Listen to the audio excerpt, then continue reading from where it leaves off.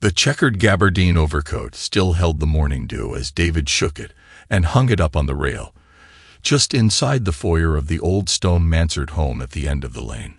It had hung on the garden post as nightfall set in and rolled on toward dawn, making itself visible through the lens of steaming coffee as the man of the house peered out onto the fresh soil of the garden plot, a spade at the ready to uproot vegetables when needed. At precisely 9 a.m., as the chimes struck on the mantel clock, the doorbell rang, and his spoon fell to the floor. It was a hasty opening, a meticulous turn of the knob yet rushed. "Good morning, sir. Are you David Morehouse?" The taller of the two rather drab-looking gentlemen stood on the entry stoop, looking more past him than at him. "Yes, sir, I am. What can I do for you?" "I am Lieutenant Detective Simpson, and this is my partner, Detective C. Jerson." He nodded almost imperceptibly at the shorter man to his rear. "Might we come in? We are looking into a matter concerning Lydia Morehouse. She is your wife, is she not?" Surprise fitted itself upon his face, and with animated purpose, David invited the gentleman into the parlor, offering refreshments once seated. Both men were strictly to business, declining the offer, and instead proceeded with their inquiry. "Mr. Morehouse, when did you last see your wife?" the lieutenant detective asked while his wandering eyes took in the scenery and decor of the room. "I suppose it was last weekend, Saturday morning to be precise. She was off to visit her family up in Harem. Her mother lives on the old farm, and is not altogether well, it seems." "What is this about, detective?" Both detectives glanced at each other before the lead continued, ignoring his question. "I see. We understand you run a firm down on Congress Street. Equities, investments, is it?" David merely nodded, but took note of the readiness of his inquisitors. "So, have you talked with her since she left?" "No. She prefers it that way when she's up country. She understands how I feel about much of her family, and likewise. Again, what is this about?" "Do you know Philip Bergman?" the short detective asked abruptly. The senior man seemed a bit annoyed with the cut-in, but said nothing. "I've heard the name, but I don't think I've ever been formally introduced to him. You might want to talk with the lady next door. I believe she used to be a Bergman. Rosalind's her name, Rosalind Sanders. That's her family name, but I'm sure she used to be a Bergman." Maybe out of nervous habit or unconscious deflection, David inadvertently glanced toward the back of the house where the doorway to the garden ground was still open to the fresh air. "Given the circumstances, Mr. Morehouse, we suspect that other than innocent occurrences may be at play here. We contacted your wife's family, and they never heard anything from her, nothing since her previous visit last month. You can understand our concern, I am sure." David stared at the two men momentarily.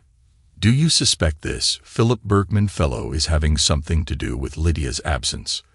Lieutenant Detective Simpson looked directly at David as he told him they did not have enough information at this time to make that determination. "Did Mrs. Morehouse know Philip Bergman as far as you are aware?" Maybe it was a peak of angst over an undesirable circumstance, showing on his brow or deep in his eyes. He was sure the detectives picked up on it, but he said nothing and just shook his head. "We will want to search the house and grounds, Mr. Morehouse. Standard procedure, you know." "What? Surely I am not a suspect in this matter." The detectives looked at him and brushed decorum aside. "We can secure the warrant if necessary, sir. I will want my counsel in that case." David excused himself to his study and placed his calls before returning to the parlor and informed the detectives that his counsel was speedily on his way, and they would need a warrant to proceed.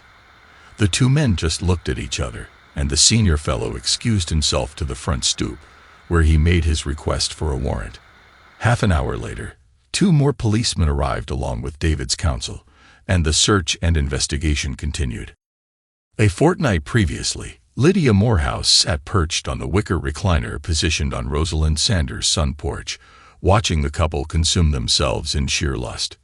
"Jesus, that is hot," Philip groaned as he sat up and admired his conquests. Both women rose up and retreated into the kitchen before returning with robes and drinks. Philip had already slicked his trunks on and had queued up his theme, asterisk back in black asterisk, and was well into his rather obnoxious peacock strut when they seated themselves. Rosalind just rolled her eyes at the spectacle and turned to Lydia. "Do you still think we can pull it off?" she asked her neighbor as the woman leered lustily at her ex-husband. "If I didn't, we wouldn't be here.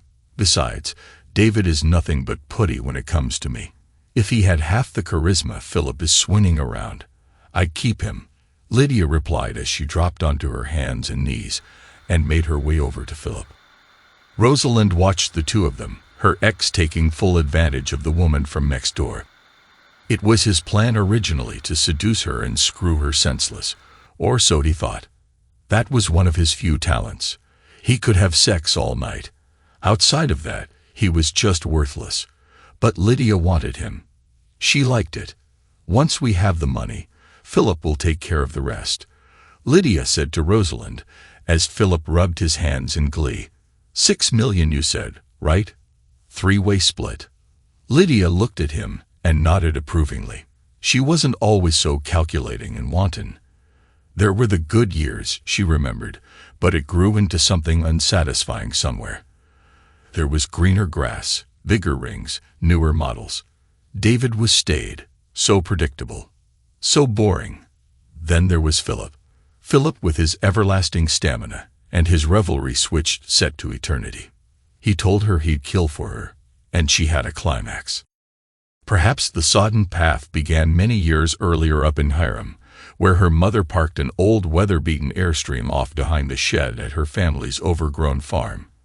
Lydia and her sister shared pull-down bunks as her mother entertained a variety of flotsam on the other end, often sending the sisters to play in the barn until their pleasures were sated. There was an endless stream of men in and out of their lives, and eventually even into the intimate confines of both the girls, continuing until Lydia ran away before graduating out of high school. She measured herself against the picked-over misery her mother and family offered, and chose an escape accompanied by a promise to become somebody, anybody but who she was living in that tin can. Yet in the end, the apple stares up at the branch it fell from. Rosalind looked in studied silence until she whispered, "I want to watch him kill him." For whatever odd reason, the three of them thought that to be the funniest thing as they laughed in unison. The lieutenant detective stood looking at the fresh soil of the garden, rubbing his brow deep in thought. He had already probed the loose soil with a rod and found nothing. Still, there was something about it that wouldn't settle in his mind. The soil was sandier and much lighter than the darker soil around it.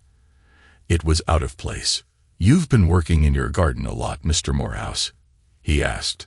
"Yes, I've been building the beds, thinking of a good row of greens to put in for next autumn." Still, it remained unsettled. The detectives and the other members of the search team combed through the house and basement, as well as the grounds, and later gathered in front of the house in animated conversation. David stood watching them along with his counsel. "It's standard procedure, David. I would not be concerned at this point, but we certainly need to sit down and go over the events of the day and take precautionary measures." The police remained in the front yard for a considerable time, as some of the neighbors congregated at the mailboxes wondering over all the excitement. Rosalind Sanders' home remained unobtrusively quiet, as if vacant and uninterested, not even a stir at the curtains. It was the buzz of his phone in the pocket that broke David's stare. "It's done," the message on text stated. Nothing more needed to be said. The two detectives strode down the walk and approached Rosalind's house, ringing the bell and knocking several times on the heavy oak door, facing the street without results. They peered into the bushes and even one of the windows before walking around toward the backside. C. Gerson stooped down and picked something up near the back door to the sun porch. "I found something you need to take a look at," he yelled out to his senior. With gloved hands, the lead detective held the evidence up to the light and examined it closely before whistling to the other police still on site next door, and they came scurrying to the backside of the Sanders home. Of course, they deliberated for several moments, until the better of them turned the doorknob and entered the unsecured abode. David's esquire had settled into an easy chair in the study and reviewed notes as his client observed the happenings next door. Before long, another car arrived, and 2 more officers entered the scene. Another 15 minutes passed, and a burst of activity excited the neighborhood. Another police car arrived, followed by an EMT vehicle, and they all entered the house next door. For several minutes, officers came and went, scurrying between the front door and the backyard. Clearly, they found something, the counsel exclaimed as they watched the EMTs enter the front door with a gurney. Nearly an hour later, they exited with multiple black plastic bags secured on top of the gurney, and the 2 investigating detectives followed. As the gurney was loaded into the vehicle, Lieutenant Detective Simpson and Detective C. Gerson returned to the Morehouse residence. "Mr. Morehouse, counsel, we'd like your client to come down to the station house so we can take a proper statement," Simpson said, looking at the attorney. "There is no need for that. My client will have nothing to say that hasn't already been said. Anything you might want to ask can be done right here. But again, he has nothing to state at this point. If you are going to Mirandize my client, please do so now.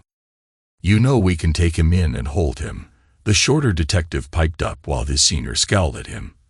"And I'll have a writ before you can fix your coffee. In the meantime, if you have completed your search, let's wrap things up, shall we? We realize the warrant will entitle you to return if you choose, but I will insist on my presence if you do, as is my client's right."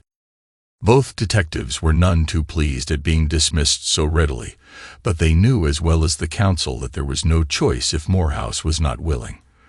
A writ of habeas corpus would have him free before sundown, especially with the esquire's well-known connections.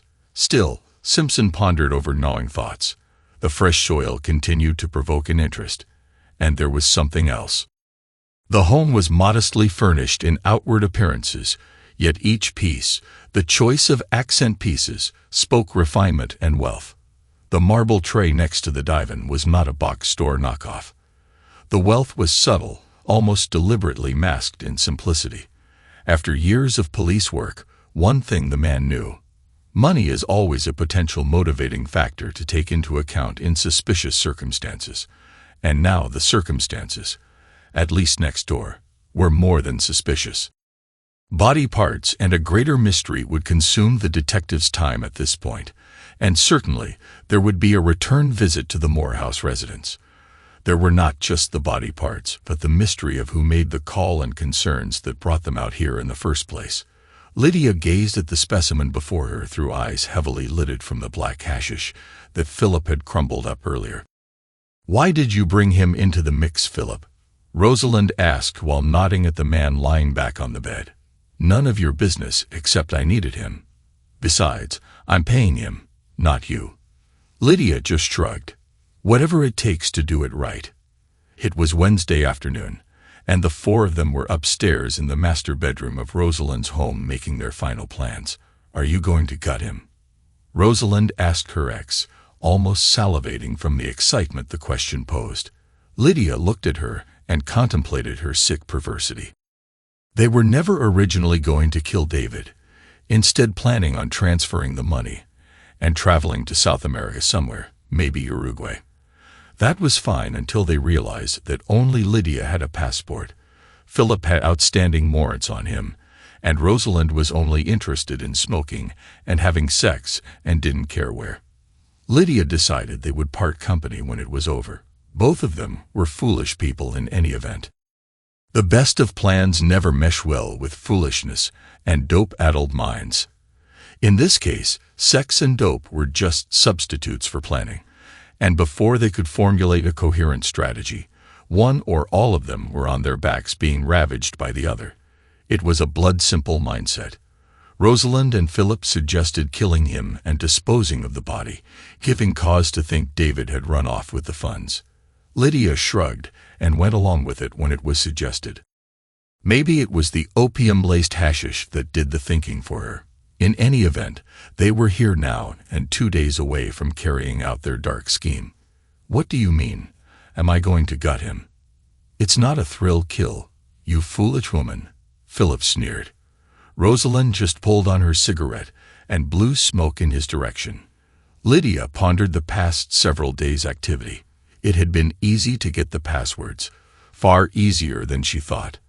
They were in David's little black book right there in the front drawer.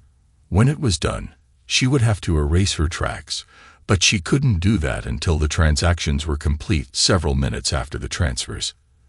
That was her end of the deal. Philip and Rosalind would take care of David, and they would meet back here at the house. It was a simple plan. By early evening, the police had left the scene next door, except for a sole police cruiser parked at the curb, and a night-duty officer to stand watch from the front seat. Pouring himself a cup of tea in the kitchen, David pulled a biscuit out of the bread box and fastened it with a piece of ham, throwing a wayward scrap to the black-haired cat at his feet. The smallest of smiles crossed his lips as he thought back on the day. The senior detective was subtle enough, too much so for his own good, while the junior man was merely a mechanic of sorts going through the motions of police work while anticipating a donut's reward. The audacity to suspect him of complicity, the chutzpah of direct action in the face of nothing. Thank God the Esquire was quick to the punch, and they left empty. Otherwise, he'd still be entertaining their fancy even at the late hour, he thought to himself as he readied for bed. Morning came quickly, and David was off to his offices to assist in a routine audit of banking transactions and account activity. While he managed a very profitable portfolio, the office staff was lean and efficient. 3 employees to assist in managing accounts, along with an office manager to handle backroom activities. "Mr. Morehouse, I think we have a problem." The wiry and stern-looking lady spoke to him somewhat overbearingly loud over a midday break. A series of very large transfers were made, or rather were attempted, and all but one of them was stopped by controls. "What are you talking about, Ms. Allen?" he said as the other employees glanced up. "What I mean is that several client accounts were set up for bank transfers last Friday afternoon, and they were prevented by the account controls we have in place here in the office. All except your personal account.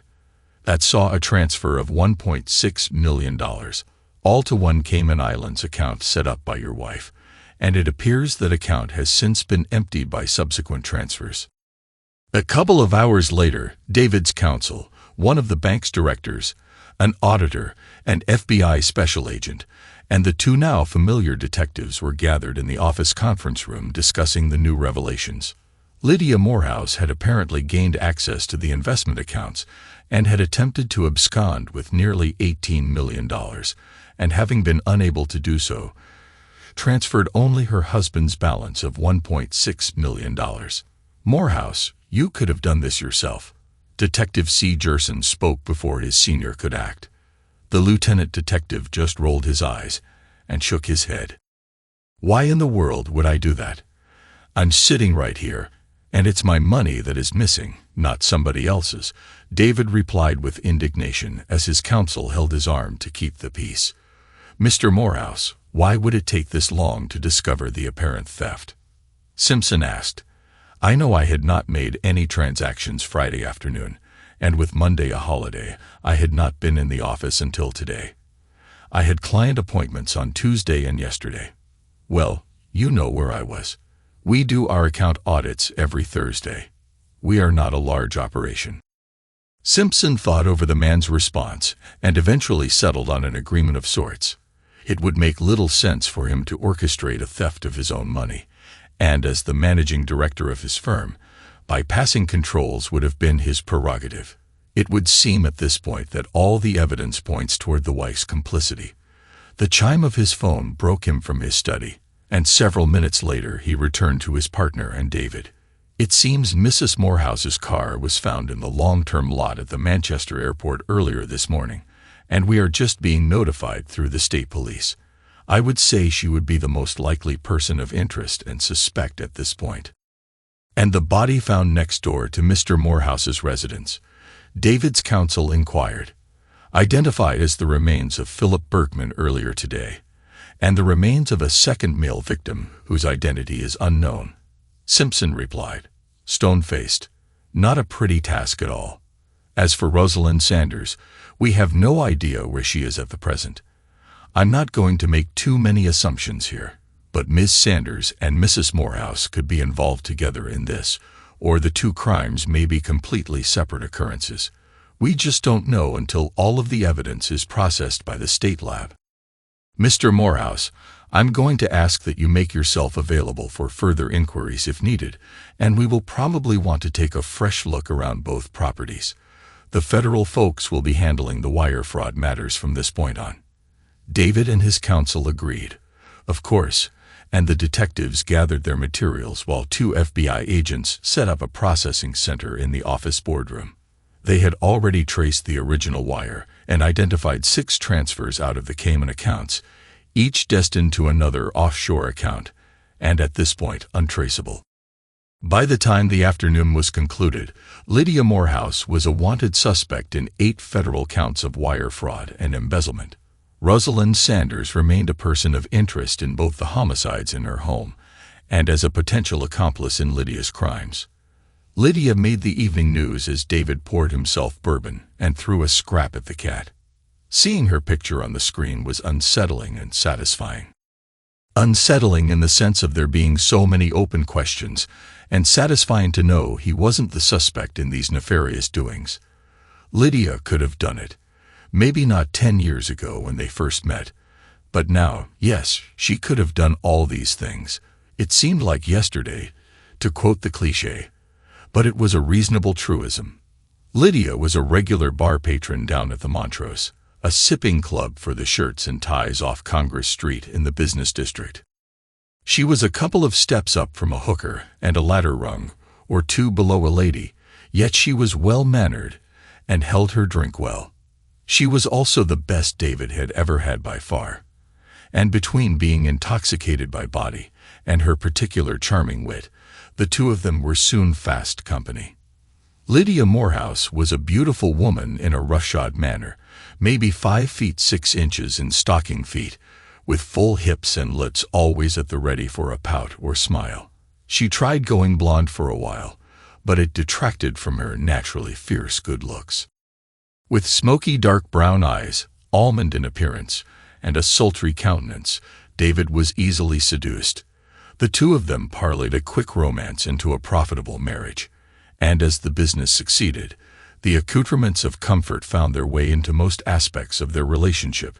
After a few years, the smoky allure settled, and they moved through life, much like many other couples, a day here, a week there, and then a repeat of the same. While David was satisfied with much of his lot, Lydia yearned for something else, perhaps the attention she enjoyed while perched like a reward back in the Montrose days. In time, she found it between the sheets of a downtown hotel bedroom, with a suite of paramours, each with their own satisfying talents and limitations. Eventually, the dope found her, and depravity set its unlimited toehold. Rosalind Sanders moved in next door, and soon Lydia was a regular fixture while her husband tended to his business. Dark-haired and sharing a promiscuous proclivity for sex and drugs, Rosalind fed Lydia's sense of adventure with afternoon trysts to an assortment of watering holes and pickup joints down in the Port City's waterfront district. The depravity continued with a growing dependence on the thrill of the chase and the next line or smoke, the next sex session in whatever room could be had on short notice. Rosalind sold dope when she could or peddled in the business hotels, never convincing Lydia to follow suit. Lydia was smarter than Rosalind, way smarter when dope didn't addle her mind. Then Philip began coming around, supplying more drugs for Rosalind to peddle. The two of them were married once, but she divorced him when he got sent to jail a few years earlier. Yet, they continued an on-and-off relationship after he was paroled. He got sent back in for another year, and it was after that when he started dropping in while Lydia was around. Within a week, he was with both women. One of the pratfalls of depravity is that it hangs on the face like a mask, not in an outward appearance, although there is that as well in some. It affects one's character and actions, desires, and interests, and to the studied mind, it becomes apparent. For all her intentions and expectations of discretion, Lydia couldn't hide it once it consumed her. The occasional afternoon sordid affair with the insurance manager next door to David's business was one thing. The drug-infused orgy with Rosalind, Philip, and a couple of other men was another matter altogether. She craved whatever endorphins the experience released, and from that point was lost. It was the depravity that David saw, and he took out his own measure of justice. Lighting a cigarette, Lydia looked over at Rosalind. They had been together in the upstairs bedroom most of the morning, and now it was past noon with work ahead of them. I have to run the job after 3 p.m. That's when David closes the account files and has his staff meeting before calling it quits. He will get home sometime around 7 p.m. Make it quick and no more foolish talk. Rosalind. Philip. You hear me? No crazy stuff. Just do it right. Like we talked. Now let's get cleaned up. I need to run to the house. Lydia looked back at the two of them, wondering when the Mexican was going to show up. He was part of Philip's plan, not hers, and as long as it worked as planned, she didn't care one way or the other.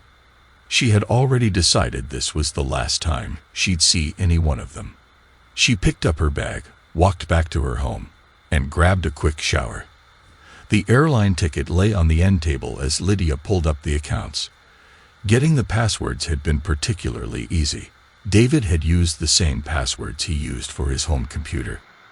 She remembered thinking what a fool he was for making it so easy, that and keeping them in a notebook in the drawer. 20 minutes later, the transfers would run, and she would grab the tickets and get the hell out of there. Several minutes later, the jobs began running, and before she could congratulate herself, a system prompt jumped up asking for the admin password needed to make the transfer. She tried the same password to no avail until she reached the last transaction, moving David's funds from his personal account. The transaction completed, and $1.6 million was transferred to a Cayman Islands account. Lydia sat cursing the computer and her husband and pounding the table until she sat back and lit a cigarette. Forget it. It's better than nothing. She loaded a couple of bags into her car, and then, going for her heirloom box down in the basement, she walked down the stairs. Mr. Morehouse, why is the soil in that row so much sandier and lighter than the rest of the garden plot? Simpson inquired while running his fingers through the loose soil. I had a couple of yards of it piled back here that I picked up when they were tearing down a property across town. A fellow told me I could have it, so I loaded a couple of pickup trucks. It's better for drainage than the stuff already there, David answered quickly. Interesting.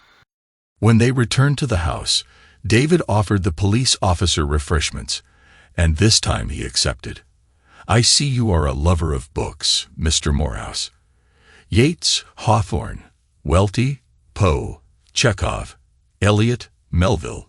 That's quite a collection. Yes, I have been an avid reader since childhood. I much prefer a good book to the television any day. I'm a Stephen King fan myself. Oh, he's good for his genre, but I wouldn't put him up against Poe even on his best day, David said proudly, running his fingers over the spine of a first-edition collection of the author's short stories. I've never read him.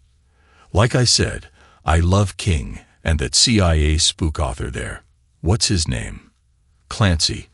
I love that Clancy fellow, the detective replied before moving on to the case matter before him. The FBI had taken David's laptop into evidence and couldn't find Lydia's, assuming she disappeared with it. Nothing incriminating was found on David's, so they were prepared to return it in a matter of days. The state police let us know that you can reclaim your wife's car when you are of a mind to. There was nothing of note in it. The terminal didn't have any record of her flying out on a ticket, at least under her own name, nor was there any record of Rosalind Sanders or her former name, Bergman, either. Some are thinking the car was just a diversion, and they may be right. In any event, we'll have to see what pops up. Usually, the perpetrator makes a mistake, and a transaction can be traced. We'll see in good time. What about the second victim? Do you know who it was? David asked. At this point, no. We took prints as best we could, but nothing came up in our system.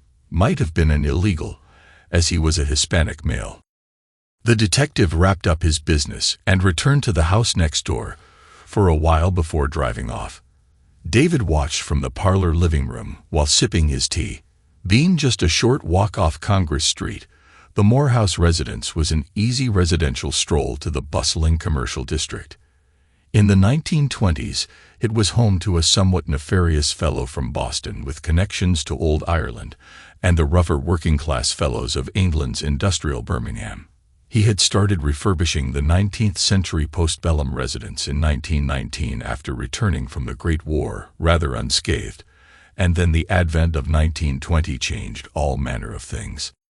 In 1921, Lydia McCovey was running cases of Irish whiskey into a small alcove near Lubeck, and his men were driving it down to Portland to sell in half a dozen speakeasies. The rest of the load went down into Boston to raise cash for the IRA back on the Green Isle.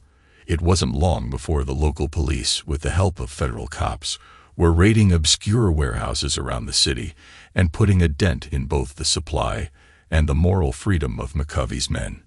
In the middle of refurbishing his home, McCovey took action to restore his business and discretion. With careful excavations after dark, an underground stone hallway opening up into a large chamber room had been built with an adjoining tunnel to the residence next door, a home occupied by another disreputable fellow of similar inclinations.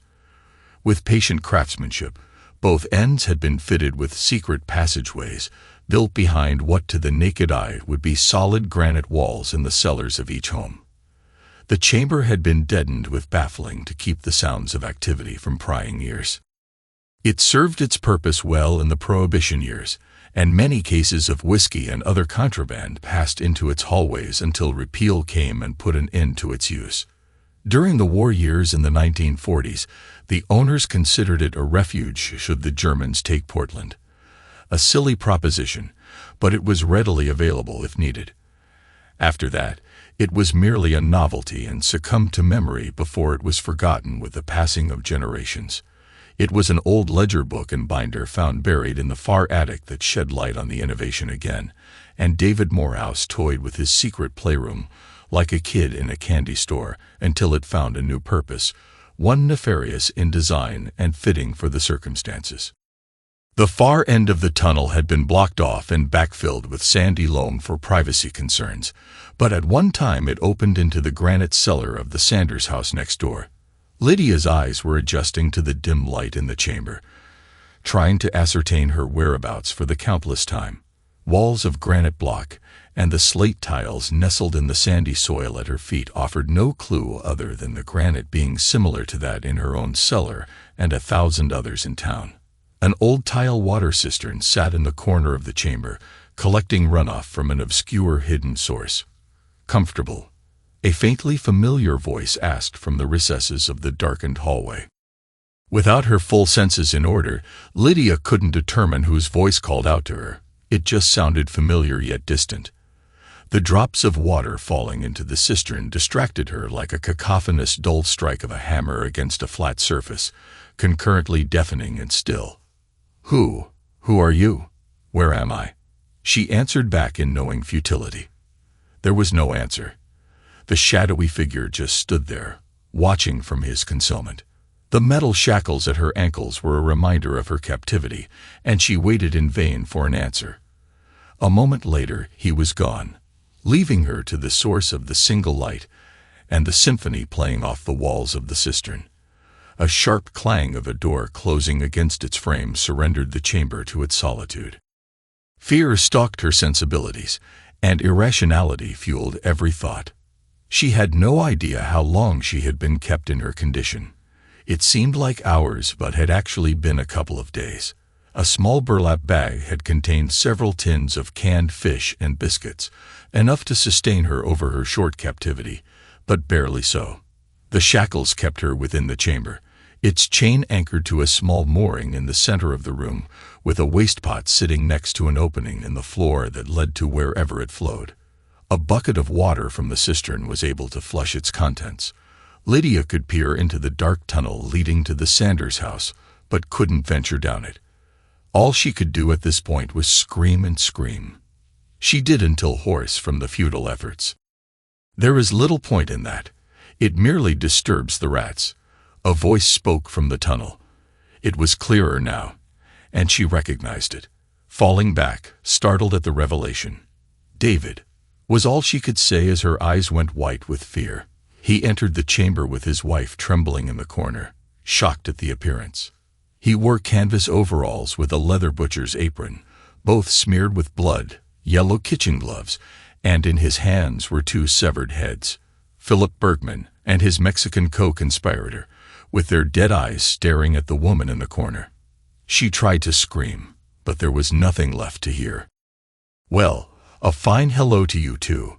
He chuckled while setting the heads on the wooden table before him, keeping the lifeless eyes upon their cowering accomplice. "For better or worse, Lydia," he said. "What? For what?" She replied without comprehension. "For better or worse, that's what we agreed to. I'm keeping my end of the bargain, dear. The worse it is, I don't know. I'm sure you don't, darling, but you should. It was in your vows and in mine. And here we are, living it out in bliss. I'm keeping my vows, Lydia, just like I promised. I'll take care of you to the end, either yours or mine." The poor woman ran an assortment of tales through her head. "They made me do it. I was never going to go through with it. I was only going along until we could do them in. Honey, I was never going to kill you." Eventually, she just stared at her husband in miserable defeat. Her clothing was filthy, her hair matted, and the nicotine and other drug withdrawals only fed a growing anxiety and nervous reaction to her condition. "I have further work to do, dear. I'll be back in the evening," David said as he gathered a severed head in each hand and turned toward the tunnel. David sat in the dusty attic of the Sanders house, surveying his grim results. The Mexican had been the most difficult. He was heavy and strong, maybe more than he expected, and the voltage of the prod only slowed him down rather than bring him to a full stop. But in the end, a hammer in the other hand brought him to bear. Philip Bergman, for all his bravado, was mostly blustering noise. Drugs and greed had wasted his sensibilities beyond that of a simpleton, and the blade he held in his hand found a more suitable target in the midst of his own forehead. Now, the two of them lay in a heap on the old wooden work table high up in the Sanders attic, a blood trail from the dumbwaiter off to the side, except for the bloody finger left at the back door.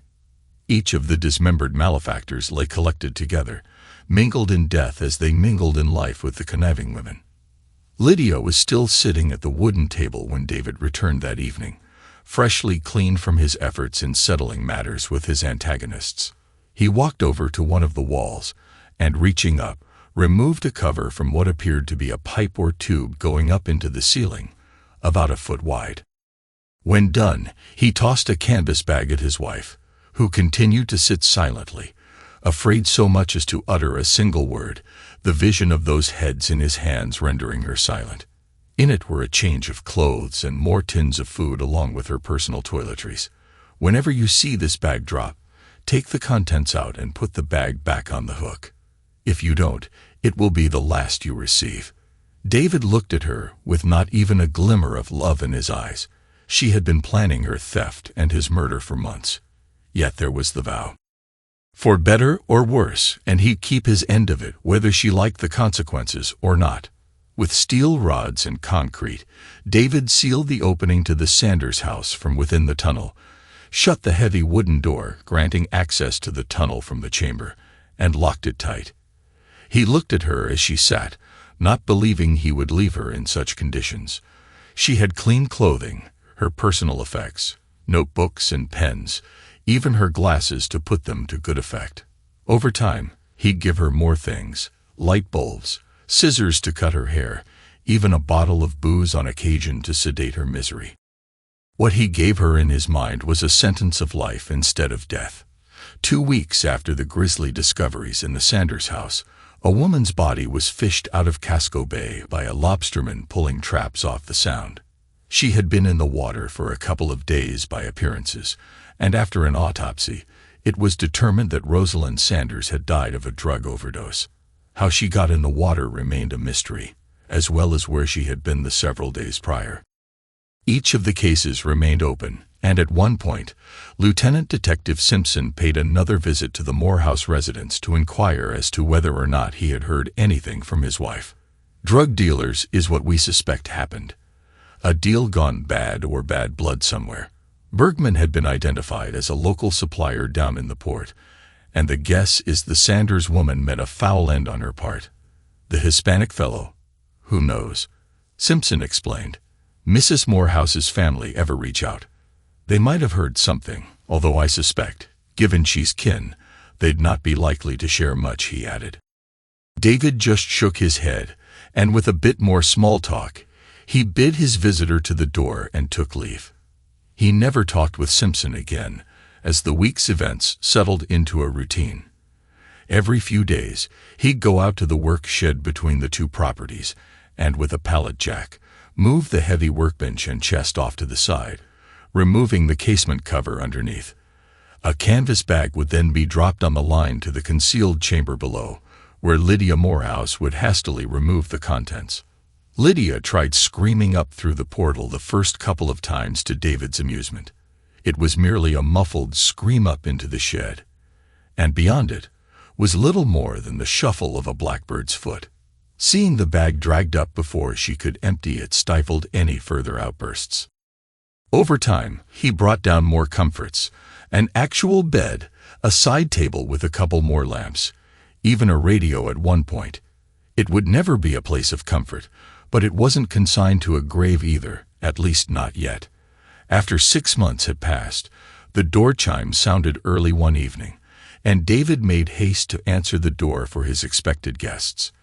On the step was the familiar wiry and stern-looking woman, and a rather attractive yet somewhat disheveled young lady, a few years his junior. "How wonderful to see you. Please come in," David greeted his guests. Marjorie Allen had worked for David since he first opened shop several years earlier. He had worked for her father before he passed away, leaving a widow and a daughter. She was several years his senior, but they shared a passion for literature and adventure. She was also his confidant, and with whom he shared his suspicions and discoveries. Clarice Allen, on the other hand, was a modern bohemian of sorts and an authentic rogue, as well as Marjorie's niece. She knew people she shouldn't have, and after sorting out her juvenile years and early adulthood with stints in various lockups for a variety of crimes, mostly petty, she started running a place down in the port known for its rough veneer of life. Things could be bought for a price. After the minutiae and refreshments, David pushed a small passbook across the table to Marjorie and another one to Clarice. "You can Western Union out of the accounts at any time. Keep the transactions below $10,000, and all is good." Marjorie Allen broke her stern smile into a grin as they concluded their agreement, and with hugs and best wishes, the parties went their way. She was retiring, and with Clarice, they were heading to Corpus Christi for the warmer climes. Months turned into years, and Lydia Morehouse remained a prisoner, cared for by a husband living up to his bargain. For worse it was, she had been held down there behind granite walls for over 6 years by then, and the toll on what was left of her mind would tax even the most jaded of caretakers. She babbled to herself, mostly pacing the floor back and forth, morosely reflecting on her treachery and the cause of her confinement. Both souls were lost, hers to the dim confinement and her treachery, and his to the perversity of his revenge. Yet routine continued right up to the last moment of the vow.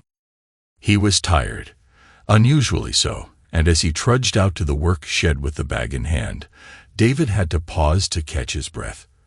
With the sun high and warm, he was still unusually cold, and with a dry brow. The bench and chest had been left to the side for some time now, so all he had to do was remove the casement cover and lower the bag. He did, and peered down to see Lydia looking up at him with haunted eyes from the floor below. With eyes locked, the sharp, searing pain struck center mass, and he clutched in quick agony before his body gave way, with his face resting on the portal opening, eyes still cast downward yet now lifeless. Lydia shrieked at the disaster.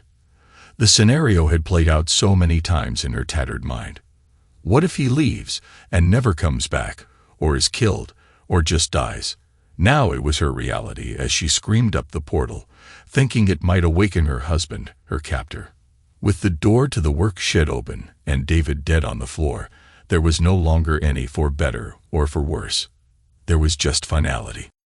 As David's life slipped abruptly from him, 2,000 miles away, the now retired Captain Simpson sat in a Boeing 737 window seat heading back to Portland. He had picked up an anthology of Edgar Allan Poe's short stories and, settling on The Cask of Amontillado, read through it and struggled with something that had always nagged him about the Morehouse case, that sandy soil in the Morehouse garden several years earlier. That is an interesting collection of stories, isn't it? The flight attendant broke his train of thought.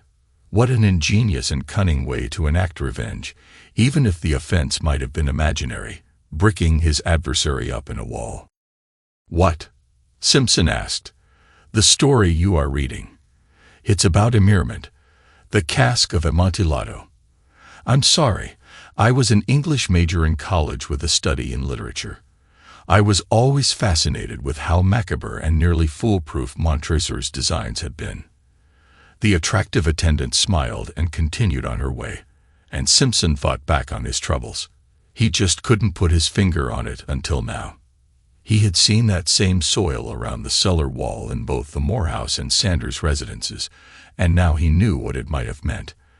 After 6 years of toying with it in his mind, the obviousness of what he had missed was articulated with a startled gasp. He knew his next steps. Thanks to everyone who took the time to listen to today's stories. If you enjoyed it, please consider liking and subscribing if you haven't already. Feel free to share your thoughts on the events in the comments below. Take care.